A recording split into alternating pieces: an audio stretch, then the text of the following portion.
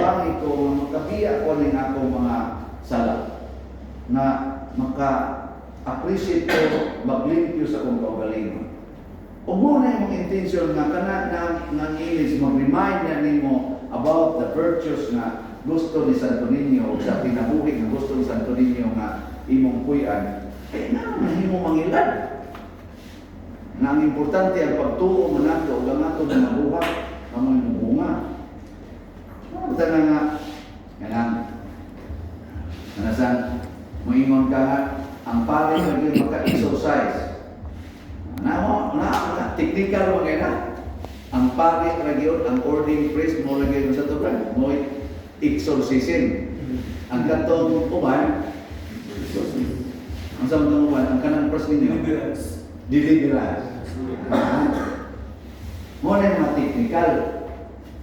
Pero sa kang Kristong gisulti, ang tanan na mutuo na to, makabato ni mga dahong. Ang pagpapahawa o biyawa. Huwag nga tumingon ang pare. Ang mutuo. Muna ingon siya na bunyagi silang tanan sa ngalan sa Ama, sa Anak, sa Espiritu Santo. Anak, o tuglu'i sila sa tanan na akong gisulti kaninyo. Umaw kini ang tinuilhan sa mga mutuo. Sa akong ngalan, makapapahawa sila biyawa. Doon naman ganit dito wa nito ma-apel sa apostoles. Nga ni-report si San Juan.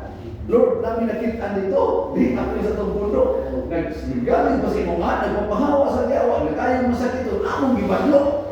Ayaw badulungan. Kaya ang tanan na mo gamit sa kumalan, sa ito ba nito o ako? Ang dili, sopa, ang dili, bato na ito, ako ba na ito? Wag dito mo ordinahe, wag ito ma-appeal sa mga apostoles. Si Apolos mo gihapon. Na sige nagsangyaw si Apolos, 40 minuto mo sulti, pero wa ma-appeal nilang San Pablo. Pero perting Apolos minuto mo tabi. Kaya nga naman ito o mo sa Jesus. Ang pagtuo, usahay lagi, technical na kitastanan, mo sugod na tao compartmentalize. Kamu, kay wag mo ma-appeal sa seminar, sa exorcism, wag mo ikahong pagpapahawa o giyawa.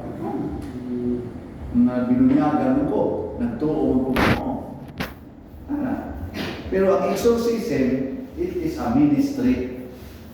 Commitment na fokusan na ninyo ang pagpalambo anang maong ministry. Mo naghihimo na ng ministry of exorcism. Pero kita tanan, pwede kita makapapahawa giyawa. Kita mo tanan, kung mutuo ta. Pero ikaw, di ka mutuo, yawa ka. Yawa. Balin. Hindi ka mutuo, makikaway na ka. Kikaway na. Ano na itong mabantayanan? Gani, kung matod pa sa Bible, si Jesus, ang Mesiyas, dili maghimong masaba mapakigpulong, dili siya makiglalis. Ganyan, warning din sa si San Pablo ni Timoteo, likay ang pagpakiglalis. Yan, butangan kay dili na makatambang sa pagpalambos, pagtuo, usahin no, makaguba. Palayo. Ay, glalis. Masabay nindot, magilugmay. Lugmay. Pranang, born again ka, Iglesia ni Cristo ka, ako Katoliko ko. Nganong maglalis ng taging sa tinuod nga simbahan? For what? Para kung sama? Kana, muna di ko na. Nga naman, Iglesia ni Cristo ka, may impierno ka. Kay born again ka, may impierno ka. Kay Katoliko ko, may impierno ko. Di ko pulos ka Kristiyano. Kung sa mga Kristiyano, mamoy ko muna ito na ground.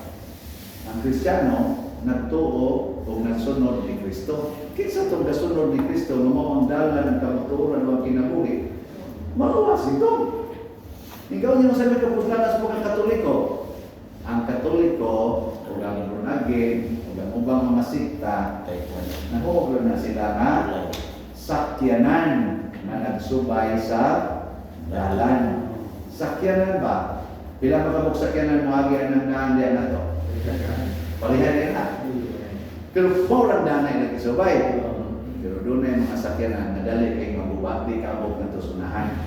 Nasa sakyanan na likod, na makaabot yung nato sa sunahan. Karon ang pangutana, ikaw katoliko ka, likod ka po to.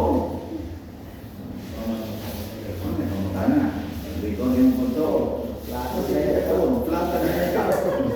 Lupin na itong mula gino na. Na likod yung po to. Na di yung maplat. Kaya mula gino. Ang yung inom, di ba ito inom?